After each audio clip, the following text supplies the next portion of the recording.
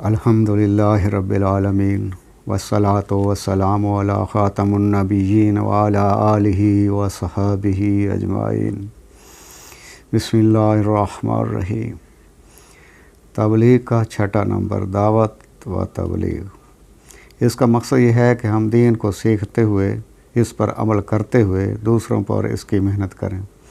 حضور صلی اللہ علیہ وسلم کی ختم نبوت کے طفیل پوری امت کو دعوت والا کام ملا ہے۔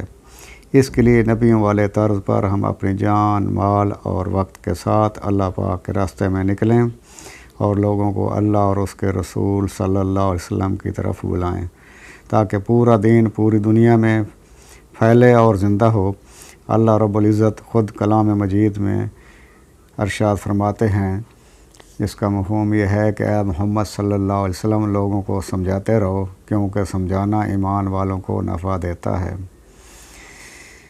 ایک اور جگہ پہ اے محمد صلی اللہ علیہ وسلم کہہ دیجئے، یہ ہے میرا راستہ، بلاتا ہوں اللہ کی طرف حکمت بصیرت کے ساتھ، میں بھی اور جس نے میری اتباع کی۔ اسی طرح ایک اور جگہ پہ ارشاد فرمایا، اے محمد صلی اللہ علیہ وسلم اپنے متعلقین کو بھی نماز کا حکم کرتے رہیے اور خود بھی اس پر پابند رہیے۔ ہم آپ سے معاش نہیں چاہتے، معاش تو ہم آپ کو دیں گے اور بہتر انجام تو پرہیزگاری ہے۔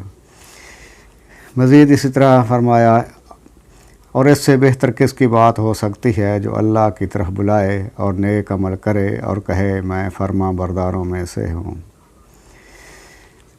ایک اور جگہ پہ ارشاد باری تعالیٰ ہے، بیٹا نماز پڑھا کرو، نماز پڑھا کر اور اچھے کاموں کی نصیحت کیا کر اور برے کاموں سے منع کیا کر، اور تجھ پر جو مصیبت واقع ہو اس پر صبر کیا کر، یہ حکمت کے کاموں میں سے ایک ہے۔ یہ قرآن مجید میں اللہ تعالیٰ نے ارشاد فرمایا ہے جو حضرت لقمان علیہ السلام نے اپنے بیٹے کو وصیت فرمائی تھی۔ اس طرح ایک اور جگہ پہ ارشاد فرمایا، تم بہترین امت ہو کہ لوگوں کے نفع رسانی کے لیے نکالے گئے ہو، تم لوگ نیک کاموں کا حکم کرتے ہو اور برے کاموں سے منع کرتے ہو اور اللہ تعالیٰ پر ایمان رکھتے ہو، اور تم میں سے ایک جماعت ایسی ہونا ضروری ہے جو خیر کی طرف بلائے اور نیک کاموں کے کرنے کا کہے اور برے کاموں سے روکا کرے، اور ایسے لوگ پورے کامیاب ہیں۔ اس طرح ارشاد فرمایا کہ عام لوگوں کی اکثر سرگوشیوں میں خیر و برکت نہیں ہوتی، مگر جو لوگ ایسے ہیں کہ صدقہ و خیرات کی یا اور نیک کام کی یا لوگوں میں باہم اصلاح کر دینے کی ترغیب دیتے ہیں، اور جو شخص یہ کام اللہ کی رضا کے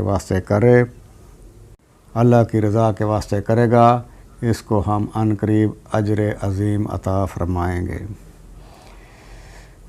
مزید فرمایا، اور مومن مرد اور مومن عورتیں ایک دوسرے کے مددگار ہیں، نیک بات سکھلاتے ہیں اور برائی سے منع کرتے ہیں۔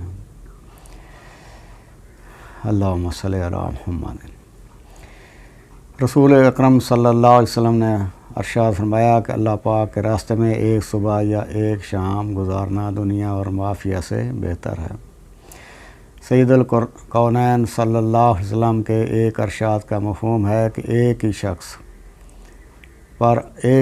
پر اللہ کے راستے کا گرد و غبار اور جہنم کا دھواں جمع نہیں ہو سکتے۔ نبی کریم صلی اللہ علیہ وسلم نے ایک مرتبہ حضرت علی رضی اللہ تعالیٰ عنہ سے فرمایا کہ اگر تیری وجہ سے ایک شخص کو اللہ پاک ہدایت کر دے تو یہ تیرے لیے سرخ اونٹوں سے بہتر ہے۔ اللہ کے راستے میں 1 روپیہ خرچ کرنے پر 7 لاکھ روپے صدقہ کرنے کا اجر ملتا ہے۔ بدنی عبادت کا ثواب مثلاً 1 سبحان اللہ کہنے پر یا نماز پڑھنے پر 49 کروڑ کا اجر ملتا ہے۔ نبی کریم صلی اللہ علیہ وسلم کی دعا کا مفہوم ہے کہ خوش رہے، سرسبز و شاداب رہے، اور وہ شخص جو میری بات کو سنے، اس کو محفوظ کرے اور من و عن اس کو دوسروں تک پہنچائے۔ جو امر بالمعروف اور نہی عن المنکر کی محنت کرے گا، وہ زمین پر اللہ کا خلیفہ ہے، اللہ کی کتاب کا خلیفہ ہے اور رسول صلی اللہ علیہ وسلم کا خلیفہ ہے۔ جو اللہ کے راستے میں نکلے گا اللہ اس کی دعائیں نبیوں کی طرح قبول کریں گے۔ حضرت حسن بصری رضی اللہ تعالیٰ عنہ رسول اکرم صلی اللہ علیہ وسلم کو ارشاد نقل کرتے ہیں کہ جس کا مفہوم یہ ہے کہ جس شخص نے اپنے دین کی حفاظت کی غرض سے ایک علاقے سے دوسرے علاقے کی طرف ہجرت کی، خواہ ایک بالاشت ہی سفر کیا ہو، تو اس نے جنت اپنے لیے لازم کر لی اور وہ حضرت ابراہیم علیہ السلام حضرت محمد صلی اللہ علیہ وسلم کا ساتھی بنے گا۔ نبی کریم صلی اللہ علیہ وسلم کا ارشاد ہے، جو شخص کسی ناجائز امر کو ہوتے ہوئے دیکھے، اگر اس پر قدرت ہو تو اس کو ہاتھ سے بند کر دے تو اس کو بند کر دے، اگر اتنی قدرت نہ ہو تو زبان سے اس پر انکار کر دے، اگر اتنی بھی طاقت نہ ہو تو دل سے اس کو برا سمجھے، اور یہ ایمان کا بہت ہی کم درجہ ہے۔ ایک روایت میں ہے کہ حضور اکرم صلی اللہ علیہ وسلم نے قسم کھا کر فرمایا کہ تم امر بالمعروف اور نہی عن المنکر کرتے رہو اور ظالموں کو ظلم سے روکتے رہو اور حق بات کی طرف کھینچ کر لاتے رہو، ورنہ تمہارے قلوب بھی اسی طرح خلط ملط کر دیے جائیں گے جس طرح ان لوگوں کے کر دیے گئے، اور تم پر بھی لعنت ہوگی جس طرح ان پر یعنی بنی اسرائیل پر لعنت ہوئی۔ فرمایا اگر کسی جماعت اور قوم میں کوئی شخص کسی گناہ کا ارتکاب کرتا ہے اور وہ جماعت و قوم باوجود قدرت کے اس شخص کو اس گناہ سے نہیں روکتی، تو ان پر مرنے سے پہلے دنیا ہی میں اللہ کا عذاب مسلط ہو جاتا ہے۔ ایک دفعہ حضور کریم صلی اللہ علیہ وسلم نے ارشاد فرمایا، لوگو اللہ تعالیٰ کا ارشاد ہے کہ امر بالمعروف اور نہی عن المنکر کرتے رہو، مبادا وہ وقت آ جائے کہ تم دعا مانگو اور قبول نہ ہو، تم سوال کرو اور سوال پورا نہ کیا جائے، تم اپنے دشمنوں کے خلاف مجھ سے مدد چاہو اور میں تمہاری مدد نہ کروں۔ جو شخص اللہ پر ایمان رکھتا ہے اور اس کے وعدے کو سچا سمجھتا ہے، پھر جہاد کی نیت سے کوئی گھوڑا پالتا ہے تو قیامت میں اس گھوڑے کا چارہ اور پانی وغیرہ سب ترازو میں ہوگا۔ دوسری جگہ پیشاب اور لد کا ذکر بھی آیا ہے، یعنی ان سب چیزوں کا وزن اس بندے کی نیکیوں کو وزنی کر دے گا۔ دعوت والی محنت تمام امت کی ذمہ داری ہے۔ حضور اکرم صلی اللہ علیہ وسلم کو دو نسبتیں ملی ہیں، نسبت نبوت اور نسبت ختم نبوت۔ ختم نبوت کے صدقے ہر امتی کے ذمہ ہے کہ نبی صلی اللہ علیہ وسلم والے کام کو اپنا کام اور مقصد بنائے۔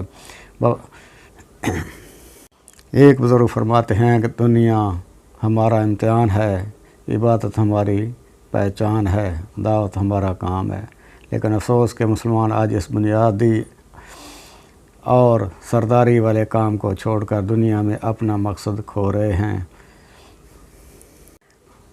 آج مسلمانوں کو اپنے دعوت والے کام کا احساس تک نہیں۔ امیر غریب حاکم محکوم افسر ماتحت بادشاہ وزیر عالم اور غیر عالم سب کی ذمہ داری ہے کہ دعوت کا کام کرے، اس کے لیے اپنے ارادے فرمائیں۔ اللہم صلی علی محمد و علی آل محمد وبارک وسلم۔